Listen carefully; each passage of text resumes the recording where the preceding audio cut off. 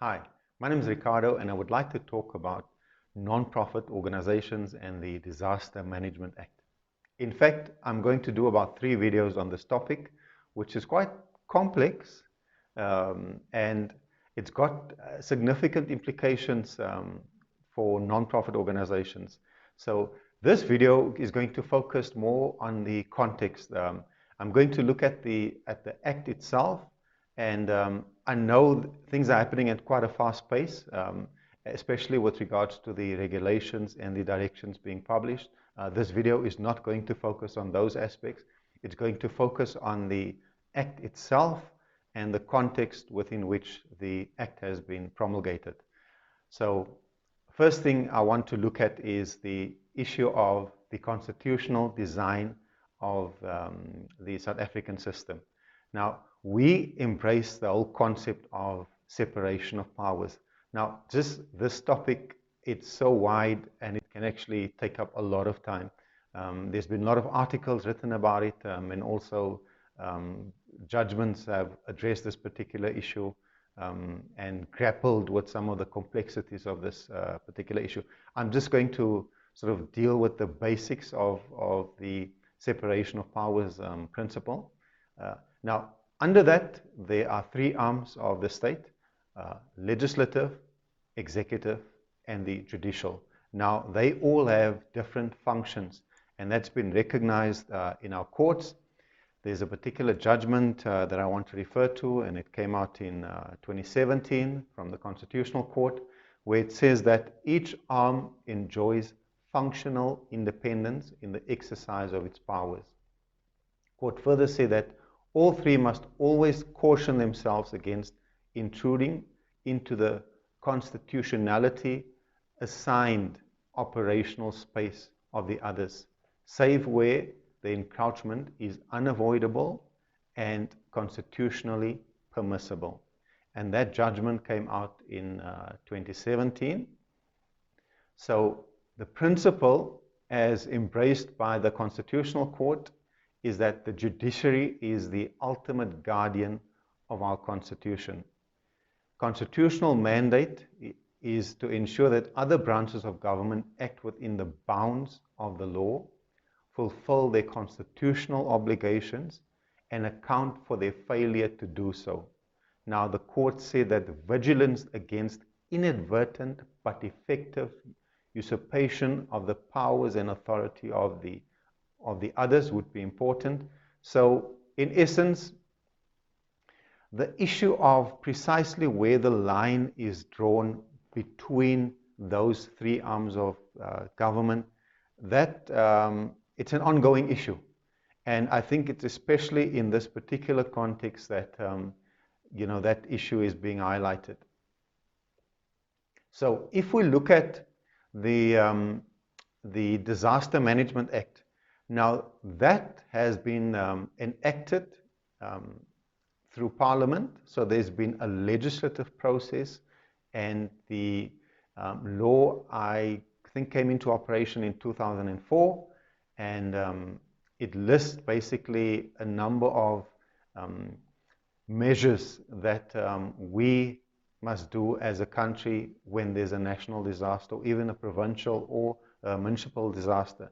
Now that law has gone through the legislative process, and it states that the executive, the national executive, have the function of coordinating and managing the legislation, and also the if there's a national disaster. And then, as the courts have stated and embedded in our Constitution, the judicial arm is the ultimate guardian of the Constitution. So the courts must ensure that the legislative and executive arms are acting within the boundaries set, by the Constitution. So let's have a look at the Disaster Management Act itself. If we look at the preamble, the focus is to provide an integrated and coordinated disaster management policy that's focused on prevention, reduction of risk of disasters, emergency preparedness, response to disasters, and post-disaster recovery. So in essence, the idea is for that policy, which is the function of the executive, to be developed. And actually a policy has been developed, a framework, and within the framework is that policy that it's also been developed a couple of years ago. So that is in place. A further aspect of the preamble is that the establishment of national, provincial, and municipal disaster management centers. Now, there's the Act doesn't only focus at a disaster on a national level. It also deals with provincial and municipal disasters. Now, we're not going to focus on that. The idea is that we focus on a national disaster because that's what we're dealing with at the moment. But just to say that even there is in existence the National Disaster Management Center, and you could also have a look at their website. And then, interestingly enough, it deals with disaster management volunteers. There's a whole chapter dedicated to this particular topic. Now, in terms of the Act, a number of structures are introduced. The one is the Intergovernmental Committee on Disaster Management, the National Disaster Management Center, which I just mentioned, the National Disaster Management Advisory Forum, and the National Disaster Management Framework. Now, within that framework, there's that policy. So, if you look at just the chapters in the Act, it refers to those particular structures that are supposed to be in place, in terms of the Act. And as far as I understand, those structures have been provided. But I must say, at this particular moment, the Act itself makes reference to non-governmental organizations. And there's a particular context where non-governmental organizations should be included as stakeholders in the advisory forum. So, and that's quite important for non-profit organizations. I'm not going to go through that in detail, but just to say there are opportunities for non-profit organizations or NGOs to be part of this particular process. And I think it's so vital also with the whole issue of volunteer management. So on the 15th of March 2020, the Minister of Cooperative Governance and Traditional Affairs, Dr. Dlamini Zuma, declared a national state of disaster pursuant to Section 27(1) of the Act, after having recognized that special circumstances warrant the declaration of a national state of disaster. Now, I know that the President actually made the announcement, but the Minister has the authority and responsibility to declare that disaster at a national level, and that disaster was declared in the Government Gazette on that day. Now, interestingly enough, is that, and there's a debate now about this, or an issue at least has been raised about this, that the Minister declared the state of disaster, national state of disaster. The Constitution provides for a state of emergency. Section 37(2) of the Constitution provides that a state of emergency may be declared only in terms of an Act of Parliament, and only when the life of the nation is threatened by war, invasion, general insurrection, disorder, natural disaster, or other public emergency, and the declaration is necessary to restore peace and order. Now, this constitutional requirement is significant because if there's a state of emergency, the issue is then brought back to the legislative arm of government. It says it can only be done by an Act of Parliament. Now, if we consider the declaration of the national disaster, that was done by the Minister. Now, the Minister forms part of the executive function. So the Minister considered that it's important to declare a national state of disaster, and by implication, a state of emergency was not declared. Now, this is important to keep in mind that there are two distinct processes. The one is the declaration of a national disaster, and that's done by the executive. The other is the declaration of a state of emergency, and that is done by the legislative function of the state. Now, where do we draw the line? It's captured in words in the Constitution and in the Act, but it is not so clear, or it's not so easy to draw that distinction. I know of some countries, they followed the route of the legislative function by enacting COVID legislation, as part of their declaration of a state of emergency. We haven't followed that route, and that is now being debated. And possibly it might go to court.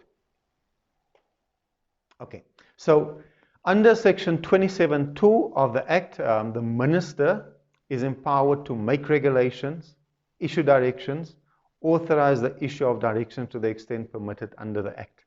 Now, I just need to make this clear. There's only one minister that's empowered to make regulations at a national level on, in terms of the Disaster Management Act. No other minister is empowered to make regulations. Now, the minister can either make regulations or issue directions, or she can authorize the issue of directions to the extent permitted under the Act. Now, a lot of other ministers have been authorized to issue directions, but they do not issue regulations. It's only Minister Dlamini Zuma that has been empowered with that in her capacity, where she is at the moment. So several regulations have been published between 18 March and 20 April, all of which have been repealed by the latest regulations dated 29 April 2020. Now, keep in mind, things are changing at a rapid pace, so, regulations might be published shortly after this video has been made available. So, but I'm talking about the regulations dated 29th of April. Those regulations have replaced the previous regulations. Now, there's some limitation in terms of the regulations that could be published by the minister. It says, the Act says the power to make regulations or to issue directions or authorize the issue of directions may only be exercised to the extent that it is necessary for 1, assisting and protecting the public, providing relief to the public, protecting property, preventing or combating disruption, or dealing with the destructive and other effects of the disaster. Now, those are the limitations, and again, that's subject to interpretation, because already, there are a lot of talks about the rationality of some of the regulations and directions that have been issued. And that's basically the framework in terms of the legislation, but we also have limitations in terms of the Constitution. So one of the issues is whether or not this is a national disaster or a state of emergency. Two different processes involved. Secondly, to what extent the regulations that have been published are consistent with the Disaster Management Act and also with the Constitution. Now, ultimately, that's the function of the judiciary, to decide as the guardian of the Constitution. So several ministers have been authorized to issue directions subject to the conditions listed within the latest regulations. These ministers are the Ministers of Health, or the Minister of Health, Minister of Justice and Correctional Services, Ministers of Basic and Higher Education, Minister of Police, Minister of Social Development, Minister of Trade and Industry, Minister of Transport, and Minister of Small Business Development. There's also a general provision for ministers to issue directions within the particular mandate, and to that extent the Minister of Employment and Labor has also issued regulations. So that, in a nutshell, is this video that focuses on the broader context of the Disaster Management Act. I hope you have found this video helpful. If you did, please click the like button and subscribe, and also click to be notified of new videos coming out. Thank you.